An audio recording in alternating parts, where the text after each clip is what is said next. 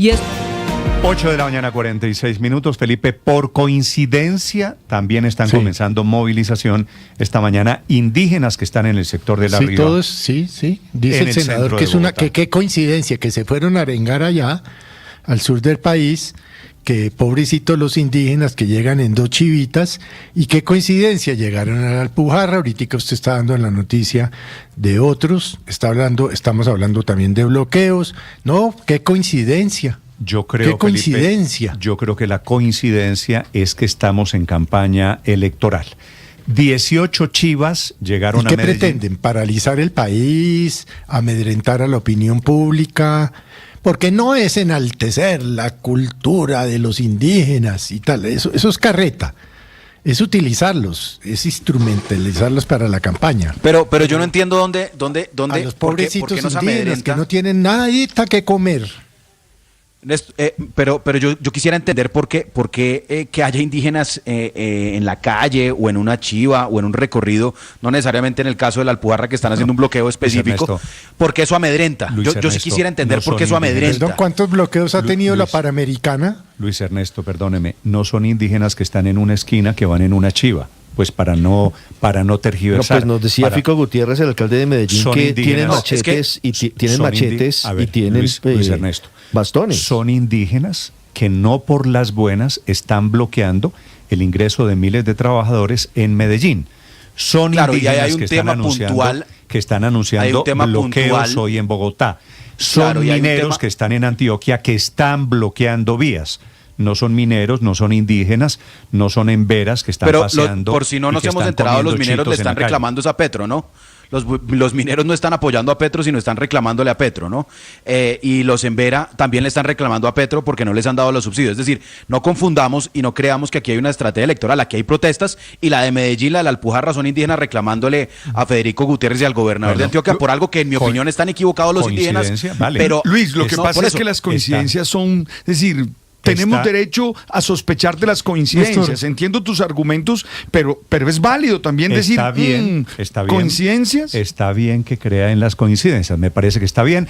Antes, perdóneme, padre, antes les cuento de la movilización esta mañana, ya voy a Aurelio, movilización esta mañana de indígenas que anuncian por el centro de Bogotá. Nicolás Rodríguez. Néstor, buenos días. Sí, señor, pues esta movilización la está confirmando la Secretaría de Gobierno de Bogotá, que además asegura que en este momento hay poco más de 90 integrantes de la comunidad indígena emberá en las instalaciones de la Agencia Nacional de Tierras, esto en el Centro Administrativo Nacional, que además, Néstor, como ustedes lo han mencionado, también ha sido epicentro de concentraciones y sede de campamentos de las comunidades indígenas que permanecen primero en la UPI La Rioja y en la UPI La Florida, que esta queda justamente saliendo por la calle 80 en Bogotá. Asimismo, Néstor, el distrito confirma que se estima una llegada de por lo menos 200 indígenas desde la UPI La Florida, que queda justamente a las afueras de la ciudad, y hay especial atención en puntos clave como el Parque Nacional en la localidad de Santa Fe y el Ministerio del Interior en el centro de Bogotá, donde comúnmente llegan estas personas a hacer sus plantones y manifestaciones, por lo cual la Secretaría de Gobierno, a través de su cuenta en X, confirma que ya está en monitoreo y acompañamiento para evitar las alteraciones de orden público, que, como les repito, los puntos en especial atención hacen parte, o más bien son el Parque Nacional en el centro de la capital, y se espera también, Néstor, que llegue un punto un bloque de estas comunidades indígenas a la Agencia Nacional de Tierras, donde, recuerde usted, aproximadamente hace un mes, poco más de 1.500 funcionarios quedaron atrapados en esos bloqueos que hicieron no solamente instituciones como el DANE, el Ministerio de Energía, la Agencia Nacional de Tierras, el Invías y por supuesto también más entidades gubernamentales que están en este sitio. A este momento, Néstor, no se conoce una convocatoria oficial que se haya hecho a través de esas redes de las comunidades indígenas, pero lo cierto es que hay movimiento en la UPI La Rioja, en la UPI La Florida, que van a llegar por lo menos hasta el centro de la capital y van a realizar algunos plantones además que vienen anexos a algunos bloqueos que se puedan presentar a lo largo de la mañana en Bogotá. Gracias, Nicolás. Estamos, Felipe, a 74 días de elecciones. Yo no sé si sea coincidencia, Felipe, yo no me atrevo a decir que esto es organizado y tal. Lo que no entiendo es esto, cómo produce votos. Néstor, si el candidato Cepeda va para Medellín. No, de acuerdo, pero esto cómo le produce... Qué casualidad, qué coincidencia. Felipe, esto cómo le produce votos a Cepeda, suponiendo que esta es la teoría del expresidente Uribe, de que esta es una movilización del pacto histórico. No lo sé porque las manifestaciones, al no ser pacíficas, que pasa en un altísimo porcentaje, pues lo que hacen es que la gente los repela, ¿no?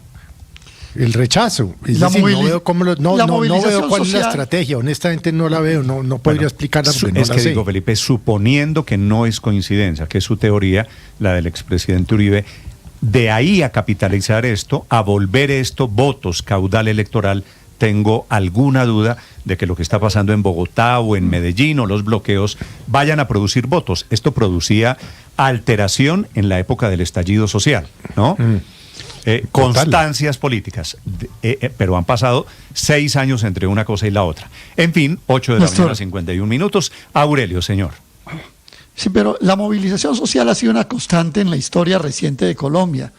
Uno puede decir que más o menos en los últimos 50 años en Colombia, bajo distintas modalidades, bloqueos, tomas, movilizaciones, marchas, etcétera, etcétera, ha habido más de 35.000 episodios registrados. Usted lo puede mirar en los registros del movimiento sociales, del CINEP, de la misma Defensoría del Pueblo, etcétera. Pero a mí lo que me llama la atención de todo este marco que estamos viendo son las palabras del senador Alexander López, que dice, es que se han cometido errores, pero el gobierno del cambio tiene que continuar. Yo creo que este es el gran debate político que hay al interior. Pero estas movilizaciones, ¿cómo le ayudan al candidato del petrismo, Aurelio? No, es que, por eso, allá voy. Es que este es el gran debate que hay alrededor de lo que ha sido el gobierno de Petro dentro del pacto histórico. ¿Cuál es el relato que está predominando hoy? No, es que el gobierno de Petro fue un gobierno de transición, que cometió errores, que no resolvió muchos de los problemas de la gente, como evidentemente se está mostrando con el paro minero, las movilizaciones indígenas, los desfiles o las movilizaciones sociales, etcétera. ¿Sí? Ese es el cuento que se está echando, pero ahora con Cepeda vamos a continuar y ahora sí vamos a resolver esto. Eso fue lo que nos dijo ahorita Alexander López en palabras más o palabras menos. Entonces, el cuento es, en Colombia la historia de las movilizaciones sociales es una constante, e incluido con el gobierno de Petro, que no logró resolver una buena parte de ellas, pero que ahora sí, con el otro gobierno, lo vamos a resolver, y el gobierno de Petro fue un gobierno de transición hacia el gobierno definitivo de Iván Cepeda. Ese es el discurso realmente que hay detrás. Pero cuento o no, pues un sector grande de la sociedad colombiana lo ha comprado. Pues porque nosotros no podemos seguir haciendo aquí una conversación asumiendo que la inmensa mayoría del pueblo colombiano está en contra del gobierno Petro, porque eso no lo muestra la realidad, eso no lo muestran ni las encuestas, ni lo mostró el resultado electoral del pasado 8 de marzo, en donde al contrario se muestra que un muy amplio sector de la sociedad colombiana apoya al presidente Petro y a su gobierno y a su movimiento. Y entonces, pues eso quiere decir que algo está haciendo bien en política ese gobierno y algo mal están haciendo sus contradictores para tener semejante resultado. Y no basta, Héctor, conseguir la plañidera, Héctor, que llevamos casi 4 años en la plañidera. Semejante resultado, 4,5 millones de votos. Es la minoría más grande, pero no es la mayoría del país, que son dos cosas diferentes. No sé, Néstor. Pero ¿por qué están tan asustados? De 20 millones de votos, 4,5 millones. ¿Cuánto es? Es el 20% del país. Pero además, ¿por qué están tan asustados, Héctor? Porque dicen, es que si no ganamos, nos joden. La verdad es que si están haciendo bien las cosas, ¿por qué están asustados? Felipe. Yo veo asustados a los contradictores del gobierno del presidente Petro, y realmente además los veo muy confundidos y equivocados, como han estado a lo largo de los 4 años. Las matemáticas suyas no me cuadran por una razón, porque ni el presidente Petro ni su candidato Iván Cepeda tienen mayoría. Es decir, al presidente le va bien, yo le reconozco que está en el 30 y pico % de favorabilidad. Esa es una cifra bastante aceptable. Pero Néstor, yo también... Es 49% de favorabilidad, que es más grande que el de otros. Pero no pierdan de vista algo. La gran consulta por Colombia sacó 5,9 millones votos. ¿no? Sí, pueden hacer las cuentas que quieran. Yo creo que si siguen haciendo esas cuentas van a equivocarse. Usted diga que los asustados, usted es el que me está diciendo que los asustados son los otros. Sacaron más votos los otros para su información. Si sacó 4,4 millones y medio de la lista del pacto histórico y la gran consulta sacó 5.900.000 votos. Miren, las cifras del 8 de marzo no pueden analizarse de semejante manera tan básica. Evidentemente hay que mirar dónde están los votos, Héctor, cómo se comportaron. Ilústranos, por favor, danos luz. Héctor, fuera de la ofensa de que a usted le parece todo el que piensa diferente. No, eso básico, no es ofensa. Eso no es ofensa. Eso no es ninguna ofensa. A ver, Héctor, eso no es ninguna ofensa, Néstor. Usted pues una afirmación de que 5.800.000 es más que 4 millones. Ilústranos, Habermas. Ilústranos, Habermas. Eso es una cosa elemental. No, pero es que así no se puede hacer la conversación. Así no se puede hacer la conversación porque pues lo que hay es que dar unos argumentos. Claro, Ricardo da uno, que a mí me parece básico, que a mí me parece que no muestra el resultado correcto. Porque cuando usted muestra el resultado, cuando usted mira, cuando usted realmente entra a las tripas, como se dice, de los datos electorales, usted encuentra una fortaleza del pacto histórico que debe tener preocupados a quienes no queremos que el pacto histórico siga gobernando. Yo no quiero que el pacto histórico siga gobernando, pero lo que veo es que un alto porcentaje de la población colombiana sí lo quiere y que tiene una seria posibilidad de ganar la elección el próximo 31 de mayo o el 20 de junio. Aclarado eso, usted sabe lo influyente que es Alexander López, a quien acabo de entrevistar, ¿cierto? Sí. Es el hombre que está detrás de la conexión con los indígenas. Estuvo detrás de Francia Márquez en su momento. Claro, ¿por qué va Alexander López y dice en la segunda vuelta, si no ganamos en primera nos joden? ¿Porque el susto es del otro lado? ¿Usted cree? No, porque evidentemente no es que la tengan ganada, ni mucho menos, Néstor. Por supuesto que no. Por supuesto que hoy la disputa de la presidencia está absolutamente abierta y la puede ganar cualquier sector político. Pero para donde iba justamente es para eso. El sector político que está mejor organizado es el sector del gobierno y por eso organiza las movilizaciones que ustedes están mencionando, y los otros no tienen a quién movilizar, los otros terminan yendo a ver a la madre Laura. Entonces, bueno, así van a perder las elecciones. Pero Alexander López, que es un gran... Es que la política ha cambiado, Néstor. La política ya no se hace a punta de llenar plazas y movilizaciones. Usted tiene razón, Héctor. Están más organizados para movilizar sectores afines del gobierno. Eso no significa votos, ¿no? Héctor, ¿usted cree que eso garantiza un triunfo electoral? ¿Que sean capaces de movilizar indígenas hoy en Medellín o Bogotá? Es que hay dos apuestas distintas, Héctor, Néstor. Me parece que da Héctor me contesta. Me parece que da una ventaja, capacidad tener capacidad de movilizar sectores sociales, tener capacidad de organizar sectores sociales. A no tenerla, sí me parece una diferencia enorme en la política. Usted menciona algo y recuerda una frase de Alexander López, que es un gran jugador de la política, y es: en segunda nos joden.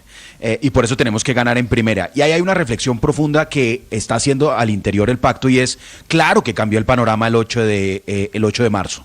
El 8 de marzo cambió el panorama porque el pacto histórico sabía que enfrentando a Abelardo de la Espriella, que es una figura que ha tenido muy buenos resultados en las encuestas, pero que no parece tener capacidad de crecer para sumar el 50+1 que se necesita para ganar la presidencia, pues ellos sabían que con el candidato Iván Cepeda y con el gobierno podían ganar holgadamente la segunda vuelta.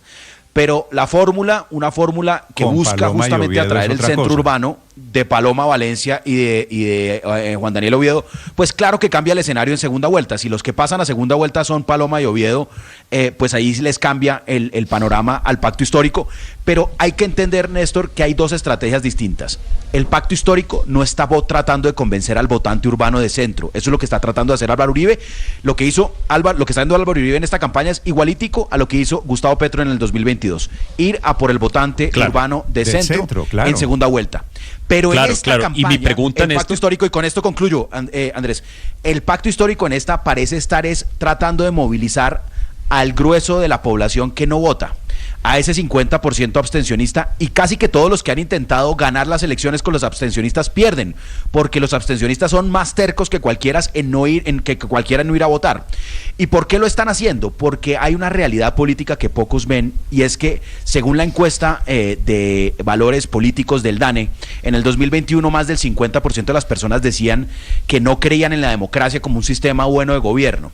Bueno, esa cifra se bajó en el 2023, 2024, está rondando ahora el 30%, porque muchas personas que se sentían excluidas del sistema hoy se sienten parte del sistema. Entonces, esa es la apuesta de fondo del pacto histórico, ir a por el voto abstencionista mientras los otros compiten por el centro. Escucho no se sabe cuál va a ganar. Y Néstor, porque es que teorías a 2 meses de las elecciones. Andrés, la suya. Claro, mire, más que teoría yo tengo una pregunta, Néstor, porque es que si esto es una estrategia, ¿qué clase de estrategia es? Porque en principio uno podría pensar que es una estrategia contraproducente, porque independientemente de cuál sea el trasfondo de esto, es un hecho que este tipo de movilizaciones producen miedo, sobre todo en los sectores que electoralmente son más apetecibles, que son las clases medias urbanas, que pueden movilizar un montón de votos. Incluso estratos medio bajos urbanos tampoco necesariamente van a sentirse bien con este tipo de estrategia. Parecería entonces, Néstor, que el pacto histórico, con acciones como estas, o como por ejemplo la selección de la fórmula vicepresidencial de Iván Cepeda, está muy confiado en que con su propia gente, con sus propios mensajes, con sus propios votos, con sus propios símbolos, puede sacar esto adelante y no necesita los votos del resto de la sociedad. Su tesis es que los movimientos indígenas y la elección vicepresidencial de Cepeda ¿le quitan más de lo que le ponen a Cepeda? Pues por lo menos impiden la llegada o ahuyentan la llegada de nuevos votantes que, a ver, eso fue lo que le permitió a Gustavo Petro estar hoy sentado en, como llaman, el solio de Bolívar. No solamente los votos de la izquierda y de todas estas organizaciones y de todos estos movimientos, sino de muchos sectores independientes que finalmente decidieron irse para allá. Este tipo de acciones ahuyentan en alguna medida esos sectores, y acciones como, mire, independientemente del respeto que uno pueda tener por la trayectoria de la fórmula vicepresidencial Aida Quilcue, es un hecho que no es una medida destinada a atraer nuevos sectores, sino probablemente a consolidar lo que ya tienen. Entonces, insisto, la estrategia parece ser con lo nuestro ganamos. Alguien me lo describió como que están en su zona de confort, con lo nuestro, con nuestra gente, con nuestros mensajes, con nuestra simbología. Con esto le vamos a dar la lucha. ¿Va a servir eso? Yo no sé. A mí, francamente, me parece una apuesta muy arriesgada electoralmente. Ya tenían los votos. En política se trata de sumar, Andrés. Ya tenían los votos de los indígenas. Bueno, ya le voy a contar, Felipe. Entonces la estrategia... Ese análisis, obviamente, de opositores al petrismo no entiende la estrategia del petrismo. El petrismo no está buscando acercar sectores de clase media. Sabe que los tiene requete perdidos. Cuando Cepeda nombra a Aida Quilcue, muestra claramente cuál es la estrategia. Quieren profundizar la estrategia, no tratar de sumar enemigos. Lo que ya logró el gobierno Petro, con colaboración del establecimiento que torpemente se prestó a eso, la oposición, fue basar esta campaña en una lucha de clases. Ahora quieren sumarle a la lucha de clases lucha de razas, porque obviamente hay muchos más lesionados por clasismo y racismo que clasistas y racistas. Y lo que busca el proyecto político petrista es ampliar la base. Dentro de los 50% de colombianos que no votan, hay más de los estratos populares. Quieren reducir eso, porque saben que ni los estratos altos ni los estratos medios le van a votar. Y saben que esta radicalización les conviene, y tal vez van a Medellín porque saben que iban a lograr lo que lograron, que el más agresivo del antipetrismo, que es el alcalde de Medellín, saliera a vociferar con las peores teorías de conspiración, a radicalizar y a polarizar esto a donde lo quieren llegar. La polarización le conviene a Cepeda y a De las Priella, que ambos se necesitan en segunda vuelta, ambos quieren tenerse en segunda vuelta. Y mucha gente de idiota útil aporta la radicalización sin darse cuenta.